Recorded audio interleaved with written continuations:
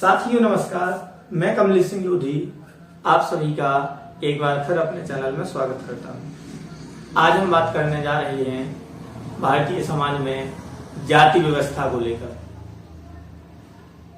भारतीय समाज में जाति व्यवस्था चली आ रही है और हजारों जातियों में समाज बटा हुआ है। इसको लेकर समाज सुधारक क्या कहते हैं ये जानने की कोशिश करेंगे। हमारे यहाँ पास संत रैदास की मूल विचारधारा एक बुक है। इसके लेखक हैं श्याम सिंह जी। जातियों के ऊपर भारत में प्रारंभ से ही विवाद होता रहा है। सभी लोग अपनी जाति को श्रेष्ठ बताने की कोशिश करते हैं, जिस कारण से समय समय पर भारत में जातीय भेदभाव, जातीय उत्पीड़न और विभिन्न जातीय आंदोलन, दंगे भी हुए हैं। संत रैदास जी जाति को लेकर क्या कहते हैं? जन्म के कारण होत न को नीच, नरखों नीच कर डार है, ओछे कर्म की कीच। रैदास जी कहते हैं कि जन्म के कारण कोई व्यक्ति नीचा नहीं होता है। अभी भारतीय समाज में विभिन्न जातों में ऐसा चला आ रहा है कि कोई जात ऊंची मानी जाती है, किसी जाति को नीचा माना जाता है। रैदास जी कह रहे हैं कि जन्म के कारण कोई भी व्यक्ति नीच नहीं होता है, केवल ओछे कार्य ही मनुष्य का स्तर नीचे गिराते हैं, अर्थात उसे नीच बनाते हैं। इस पद ने जाति के गरूर को कहीं का नहीं छोड़ा।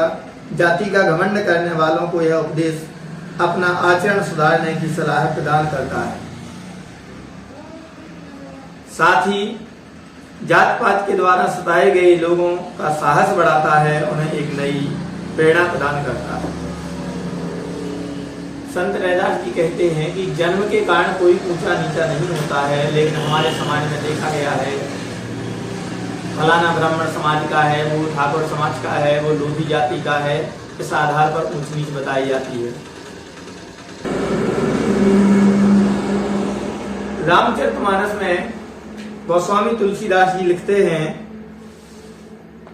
पूजहि विप्र शील गुणहीना, शूद्र न पूजहि ज्ञान प्रवीण। यह स्पष्ट तौर से ब्राह्मण जाति को बड़ा बताया गया है। उन्होंने कहा है कि यदि ब्राह्मण शीलहीन है, हिंसा करने वाला है, चोरी करने वाला है, झूठ बोलने वाला है, अर्थात गुणहीन है, अर्थात उसमें कोई भी योग्यता नहीं है, वह मूर्ख है, फिर भी उसकी पूजा की जानी चाहिए, ऐसा तुलसीदास जी कहते हैं रामचरितमानस में।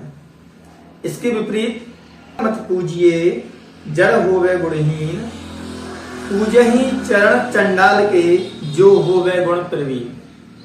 रैदास जी कहते हैं ब्राह्मण को मत पूजिए जो गुणहीन है, बल्कि चंडाल के चरण पूजिए जो कि गुणवान है। यदि कोई व्यक्ति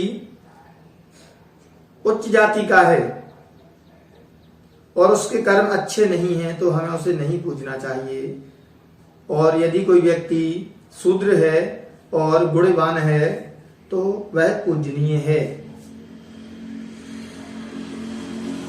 संत तुलसीदास जी का मन फिर भी नहीं भरा तो वे ब्राह्मणों के हित में और भी कहने लगे, सापत ताड़त परुष कहंता, पूजहि विप्र अस गावहि संता। अर्थात ब्राह्मण क्रोध में आकर श्राप दे दे, ताड़ना दे दे, कठिन शब्द बोले तो भी संत लोग कहते हैं कि उसे पूजा जाए। रामचरितमानस की चौपाई है।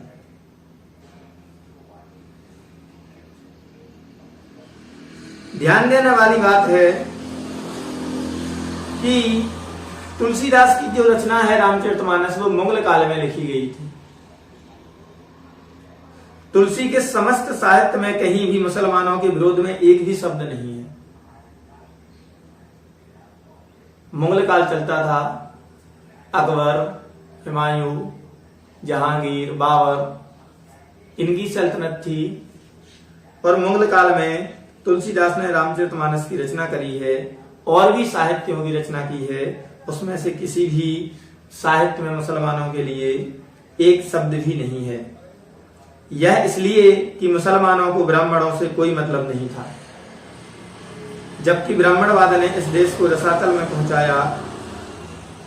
तुलसीदास का क्रोध तो यहां तक था कि वे इन कबीरदास, रैदास आदि संतों के विरुद्ध कह उठे। क्या कहा कि जातिगत श्रेष्ठता मुगल काल से चली आ रही है। तुलसीदास ने अपनी रचनाओं में केवल और केवल ब्राह्मण जाति को ऊंचा दिखाया है। एक चौपाई और आती है, अभी इस पर विवाद छिड़ा हुआ है। ढोल गंवार शूद्र पशु नारी, ये सब ताड़न के अधिकारी, मतलब इनको ताड़ते ही रहो, मारते रहो, पीटते रहो, ये ताड़ने के अधिकारी हैं।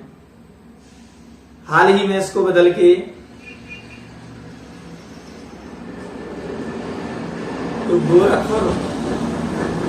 जो गोरख और प्रेस है उसने ताड़ना का शिक्षा कर दिया है। अब साथियों आप हमें बताइए कि मुगल काल में जब रामचरितमानस लिखी गई थी उस समय ताड़ना का अर्थ क्या था? यदि उस समय ताड़ना का शिक्षा था तो क्या इन जातियों को उस समय शिक्षा दी गई थी?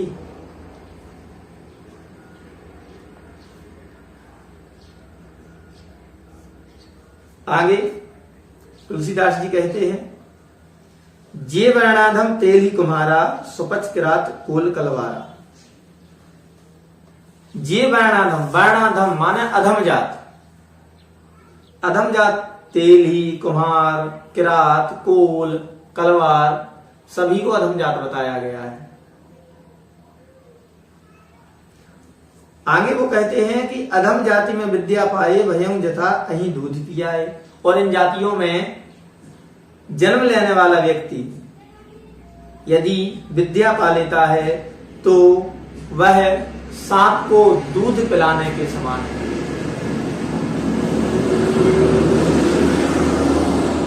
अब आप हमें बताइए, एक और तो कहते हैं ताड़ना का अर्थ शिक्षा है कि इन लोगों को शिक्षा दी जानी चाहिए, और उसी में अगली चौपाई में वो कह रहे हैं कि इन वर्णों के कि इन जातियों में जन्म लेने वाला यदि विद्या प्राप्त कर लेता है तो वह अजगर को दूध पिलाने के समान हो जाता है। तो सीधी सी बात है कि जो तुलसीदास की जो रामचरितमानस है किसी एक ही जाति की श्रेष्ठता के लिए लिखी गई है और उसमें केवल ब्राह्मण जाति को श्रेष्ठ बताया गया है। और इसलिए वो कहते थे, जात पात में जात है ज्यों के लन के पात, रैदास ना मानुष जुड़ सके जोलों जात ना जात। मतलब जाति पाति वाली व्यवस्था के बारे में संत रैदास जी के विचार एकदम स्पष्ट हैं। वे कहते हैं कि सामाजिक व्यवस्था केले के पेड़ की भांति है। जिस प्रकार केले के पेड़ में पत्ते के बाद पत्ता और उसके बाद पत्ता, इस प्रकार अंत तक पत्ता ही पत्ता आता है, उसी प्रकार भारतीय समाज की यही व्यवस्था है कि इसमें जाति के बाद जाति, फिर उसके बाद जाति, इस प्रकार अंत तक जाति के बाद जाति ही जाति दिखलाई पड़ती है। जात पात के फेर में उलझे रहे सब लोग, मानुषता को खात है रैदास जात कर लोग। इस पद के द्वारा रैदास लोगों को समाज व्यवस्था का ब्यौरा दे रहे हैं कि वे किस प्रकार जाति वाली व्यवस्था के कारण सभी लोग दुखी हैं, मानवता पीड़ित है। इन बातों पर वे साहसपूर्ण ढंग से करारी चोट करते हैं। वे कहते हैं कि सभी लोग जात पात के चक्कर में उलझे हुए हैं, जाति के इस रोग ने मानवता को खा डाला। इस तरह से रैदास जी ने हमेशा जातियों का विरोध किया है।